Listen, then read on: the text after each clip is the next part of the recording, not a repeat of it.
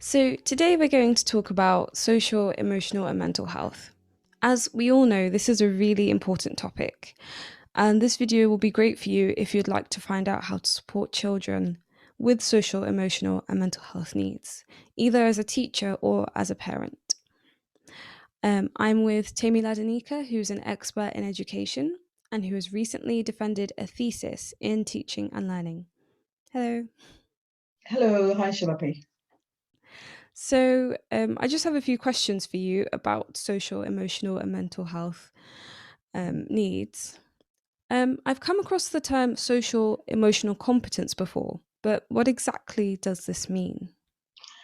Social emotional competence. So it's a way of looking at the social and emotional part of an individual, um, and almost some might say measuring, but I try and avoid that word measuring. But it really is looking at ways of evaluating how we engage socially and emotionally with others to make us more aware of things that we wouldn't normally pay attention to. So, for example, an indicator of being socially and emotionally competent could be being able to manage aggression of Mm, others, or being able to anticipate in a situation that this is likely to cause conflict, and having the strategies to maneuver yourself out of that situation. mm, Or another example could be imitation, where you're observing people who are socially emotionally competent and able to learn strategies from them. mm, So it's almost an intelligence. So you've got people like Barin, 2002. I can't help but reference people who talk about different types of social emotional competence. In fact, mm. Barin gives about five indicators of that. And there are people like Goleman, Daniel Goleman, in the 1980s. He was one of the first proponents of looking at what he called emotional intelligence. So Mm. it's really looking at the soft skills of intelligence, if you like, although they probably won't agree with me. So, would I be right in saying that children who have social, emotional, and mental health needs um, have difficulty or are lacking social emotional competence? Would that be correct? I suppose, in a way, yes, they could be.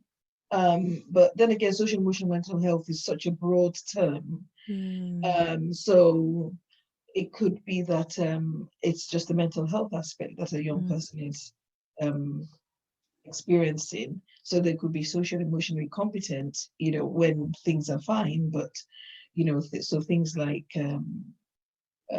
schizophrenia, for example, or mm, things like that, where the learner sometimes needs to be on medication, um, or learners who might experience hearing voices, as it's called. I think that's the layman's term for it. I don't know if that's the same as schizophrenia. I need to go and work that yeah, out it a bit. comes under schizophrenia. Yeah. Okay.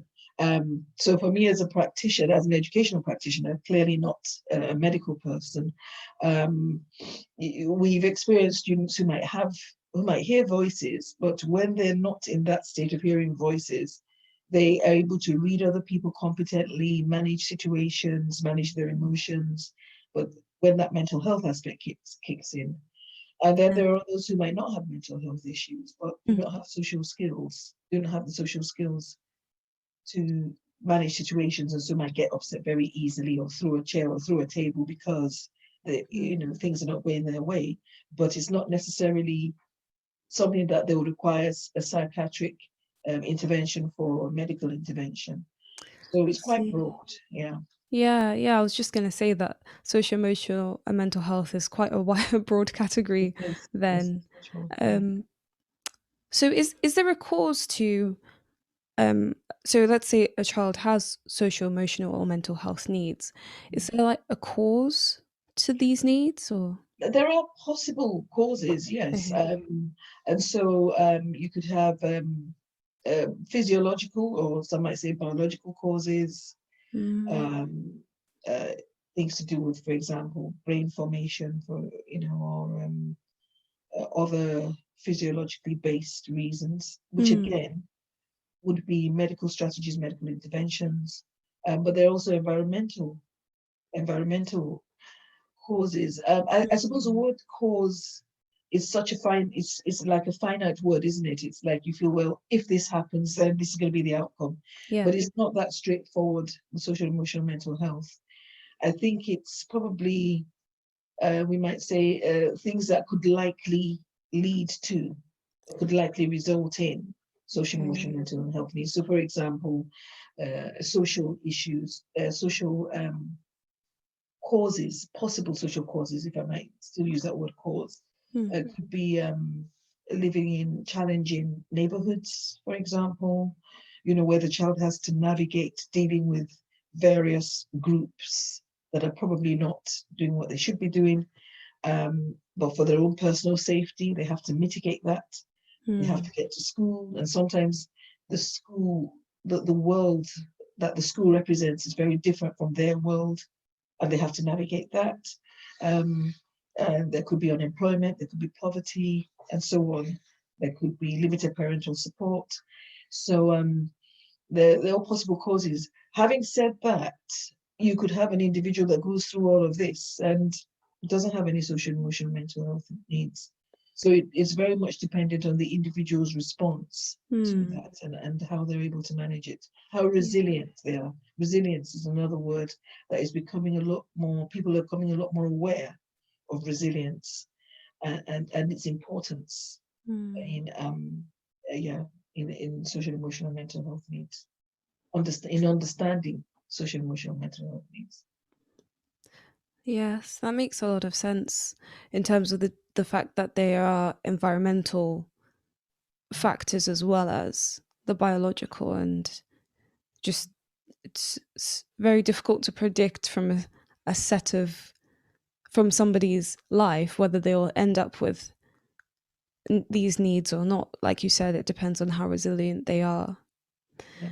So with so for children who do have social, emotional, and mental health needs, I'm sure that teachers and parents would want to know how they can support these children. What approaches are currently used in education? I suppose the range of factors. I mean, there are, well, schools have behavior management policies, although sometimes those policies are more geared towards school systems than individual needs, Mm. which sort of is counterproductive and can be counterproductive.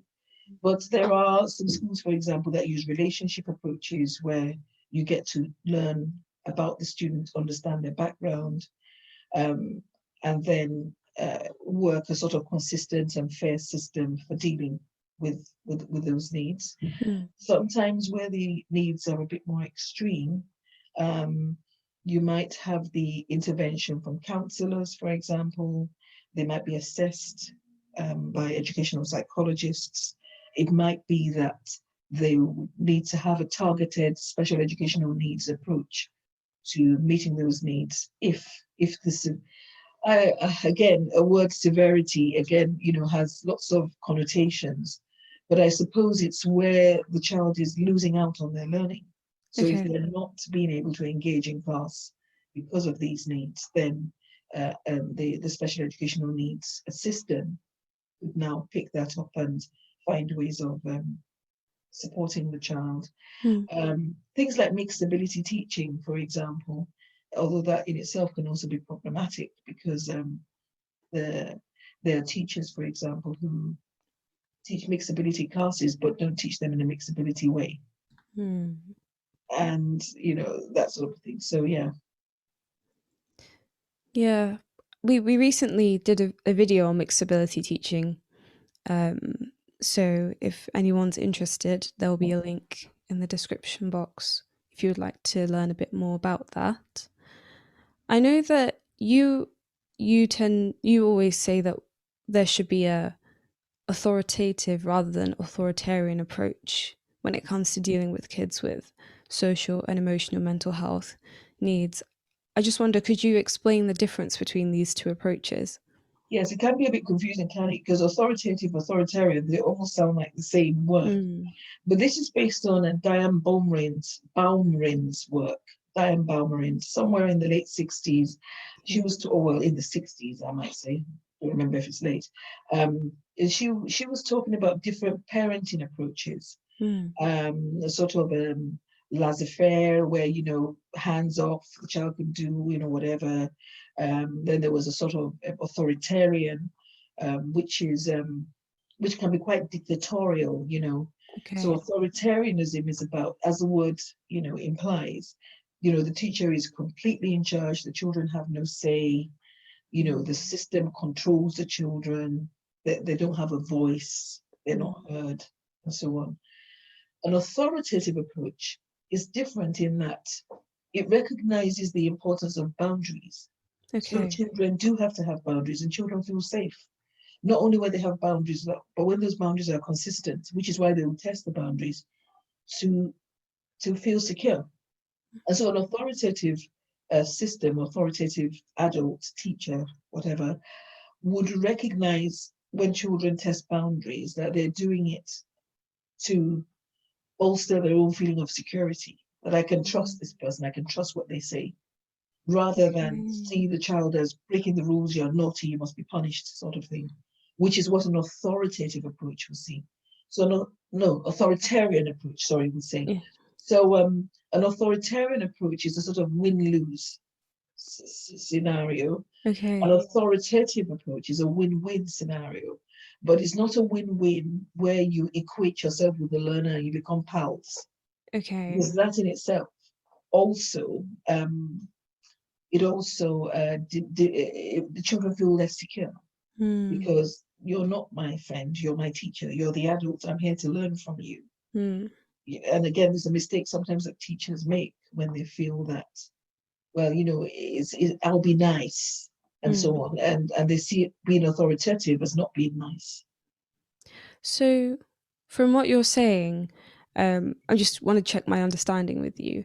So, a teacher who is using an authoritative approach sets clear boundaries for the benefit of the student, and is consistent in setting those boundaries, um, and does maintain the teacher student relationship, but has a viewpoint of um, I'm here to help this student, make them feel safe, that they can trust me because I'm giving those consistent boundaries. Whereas a teacher with an authoritarian approach So, yeah. would um, sees any rebellion or any misbehavior as they are pushing boundaries and Well, not. they see it as a personal challenge I that see. they stamped out. Hmm. I You see. would hear people saying, "You're challenging my authority." Hmm. That's a term that is used. Well, that's really helpful to clarify the two.